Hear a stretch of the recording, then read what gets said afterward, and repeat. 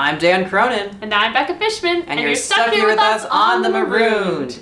And this week, in honor of the George Lucas Museum opening up someday, we have two tiny little Star Wars figurines. And Hyde Park has been experiencing some white flight lately. Oh, because of all the robberies? What? No, I'm talking about the little bits of white floating through the air. What a fucked up way to describe snow, idiot. Let's do the show. This week, in honor of Finals Week, we're having some lucky fans call in with their Finals Week questions. Let's get started with a question from Brock.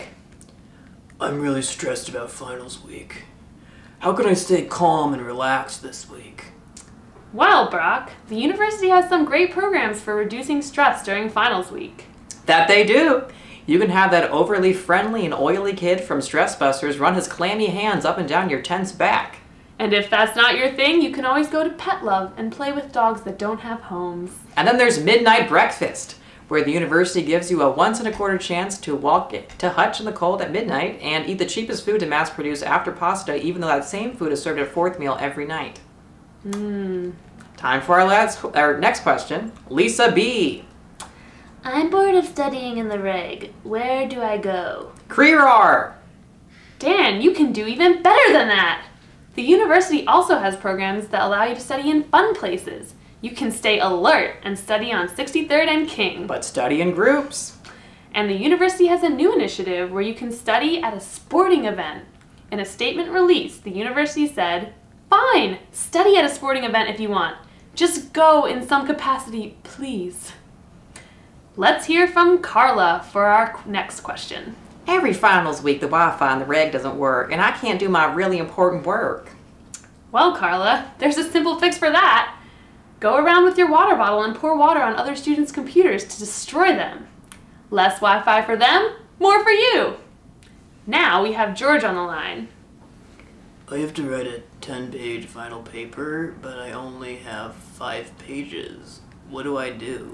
Well, George, there are lots of fun ways to make it longer. Yeah, there are. Every paper I've written has included the entire course description in the heading. It really helps focus the paper by reminding the professor of the goals of the class. I even included the attendance policy in my last paper. Nice. Another tip is changing all the periods in your essay to size 72 font. Tricky. And our last tip is including a check-in paragraph after each actual paragraph. Tell the reader where we are, where we were, and where we're headed.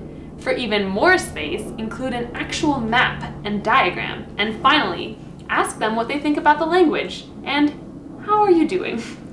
And now we have a question from Luke. I'm looking for a more creative way to cheat on my final exam. Last time, I wrote it on my hand and it spread all over my penis. Paper! Well, every time I cheat, I follow a simple ritual. First, I break into my professor's home or office and steal the answer key. After, I go to a microengraver. My uncle is a microengraver.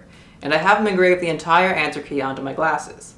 Then, during the exam, I hold up my glasses to the sun at precisely the correct angle, such that the sun projects the answer key onto the paper perfectly. Then I trace the answers onto the exam. This is especially good in a class in a foreign language you haven't learned. Yeah, but professors have been cracking down on that one lately. They have. And finally, a question from Sahara. My least favorite part of Finals Week is having to listen to people complain about it. I mean, is it that hard to just shut up and just enjoy the fact that you're one of the most privileged people in the country? If someone is annoying you, kill them. I remember when you tried to kill me. That's all we have for today. But tune in next week when we reveal which of these anchors has been wearing the same underwear for a year to raise awareness about misogyny. I'm Becca Fishman. And I'm Dan Cronin. And we're still stuck here. We're the Marooned.